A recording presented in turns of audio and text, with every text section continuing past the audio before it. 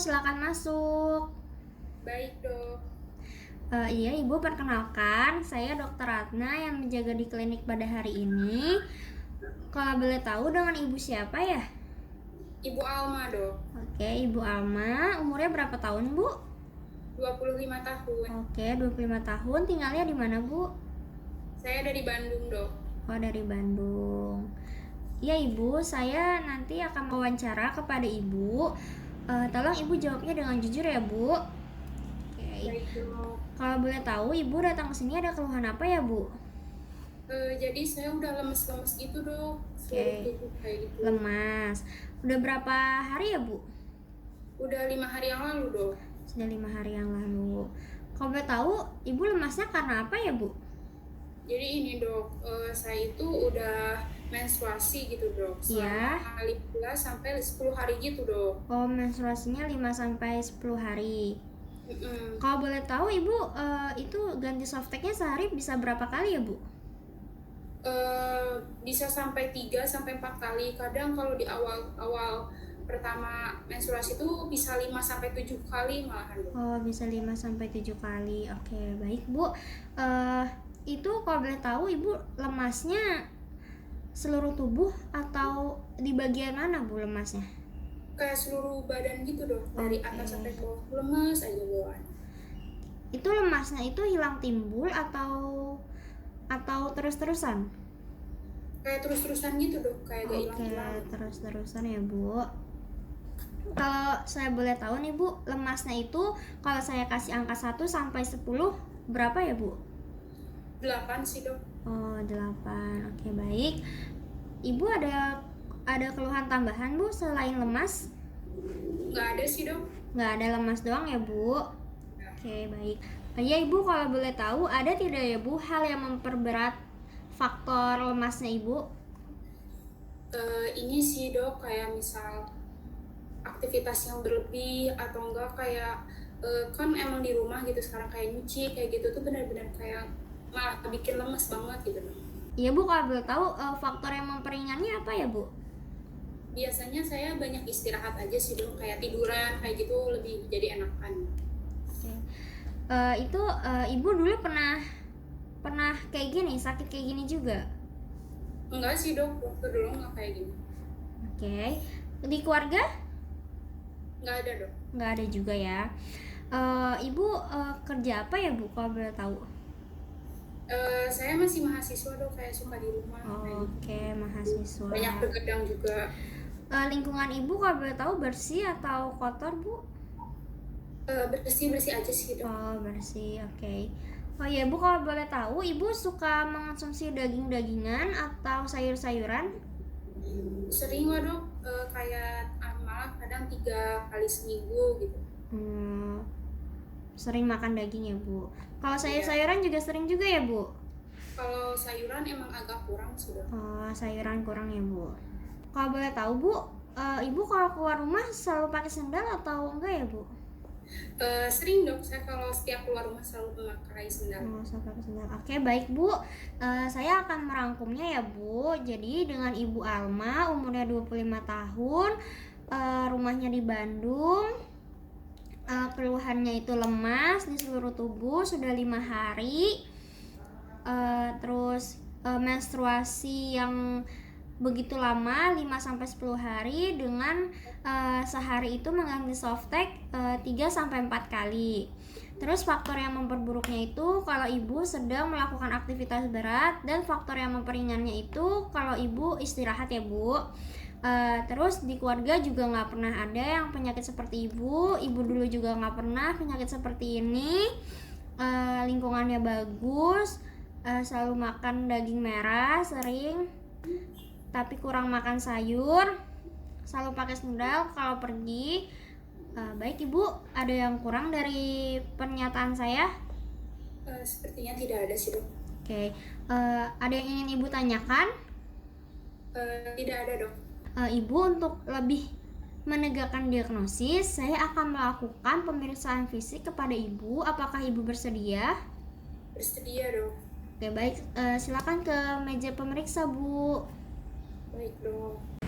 Baik Ibu, selanjutnya saya akan melakukan pemeriksaan fisik. Pertama, persiapkan alatnya, yaitu ada stetoskop dan sphygmomanometer.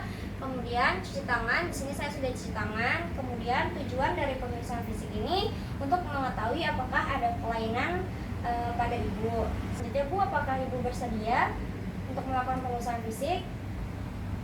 Oke, selanjutnya keadaan pasien, kompos mentis, dan selanjutnya saya akan melakukan pengecekan tanda vital, yaitu yang pertama pengecekan tekanan darah,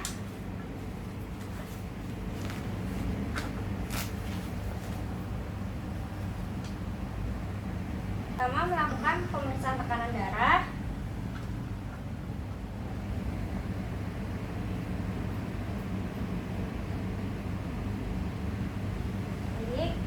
Tekanan darah Ibu 100/70.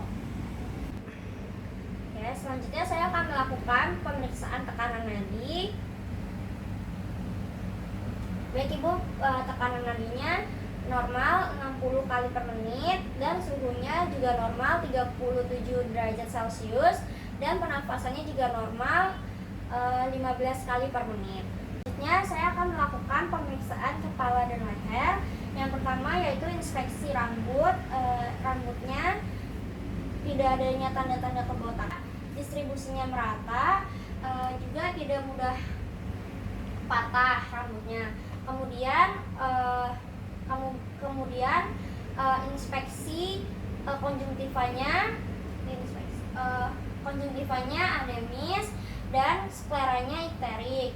Kemudian selanjutnya inspeksi mulut, terdapat angular cheilitis, di lidahnya terdapat atrofi lidahnya. Saya akan melakukan pemeriksaan dada. Yang pertama inspeksi dada bagian depan, tidak adanya inflamasi, tidak adanya deformitas. Selanjutnya palpasi bagian dada depan. Apakah ada nyeri tekan Bu? Tidak ada nyeri tekan. Kemudian perkusi pada bagian dada depan, di bagian paru-paru bunyinya sonor, dan di bagian jantung bunyinya redup. Melakukan auskultasi pada bagian dada depan, paru tidak terdengar suara wheezing, di jantung terdengar bunyi jantung 1 dan 2. Saya akan melakukan pemeriksaan pada bagian abdomen Ibu. Yang pertama diinspeksi dulu abdomennya, tidak terdapat inflamasi dan tidak ada deformitas. Selanjutnya dipalpasi untuk mengetahui apakah ada pembesaran lien atau pembesaran hepar. Untuk melihat pembesaran hepar dari sias, tarik nafas Bu, sepanjang cervicular line, dan terdapat pembesaran hepar sejajar dengan umbilikus. Nah, untuk mengetahui apakah adanya splenomegaly atau tidak, periksa dari sias, tarik nafas Bu, menggunakan metode Schaffner, dan adanya pembesaran lien pada Schaffner keempat. Kemudian diperkusi abdomennya pada 9 regio. Pada abdomen terdengar bunyi timpani. Selanjutnya saya akan melakukan auskultasi pada bagian abdomen dan terdengar bunyi bising usus 5 kali per menit. Selanjutnya saya akan melakukan pemeriksaan pada bagian ekstremitas superior. Yang pertama inspeksi bagian kukunya, terdapat koilonotia. Terus kemudian dipalpasi bagian ekstremitas superiornya, apakah ada nyeri tekan Bu? Oke, tidak terdapat nyeri tekan. Kemudian saya akan melakukan pemeriksaan ekstremitas inferiornya, diinspeksi, tidak terdapat inflamasi dan tidak adanya deformitas. Kemudian dipalpasi, apakah ada nyeri tekan Bu?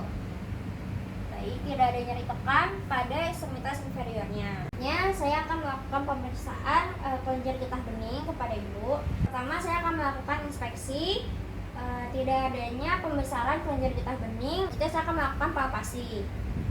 Pertama dari preaurikular, postaurikular, occipital, tonsillaris, submandibularis, mandibula, cervicalis anterior, cervicalis posterior, rantai cervicalis, dan superior clavicularis. Tidak adanya pembesaran kelenjar getah bening. Kemudian selanjutnya saya akan melakukan tes Rampelit dengan cara sistol dan diastol dibagi dua, lalu didiamkan selama 5 menit, dan hasilnya terdapat peteki sejumlah 6. Baik Bu, hasilnya untuk pemeriksaan kepala dan leher pada inspeksi rambut itu tidak mudah patah dan distribusinya merata. Untuk konjungtivanya anemis dan mata, dan untuk skleranya ikterik dan adanya angular cheilitis, kemudian adanya atrofi lidah. Kemudian pada bagian dada inspeksinya normal, palpasinya normal, dan tidak adanya kelainan pada bagian dada ibu. Kemudian untuk bagian abdomen, untuk palpasinya adanya pembesaran hepatomegali dan splenomegali. Kemudian untuk ekstremitas superior inferiornya dalam batas normal, dan tidak adanya pembesaran KGB. Baik Bu, saya akan catatnya ya Bu di rekam medis. Pemeriksaan sudah selesai Bu, terima kasih.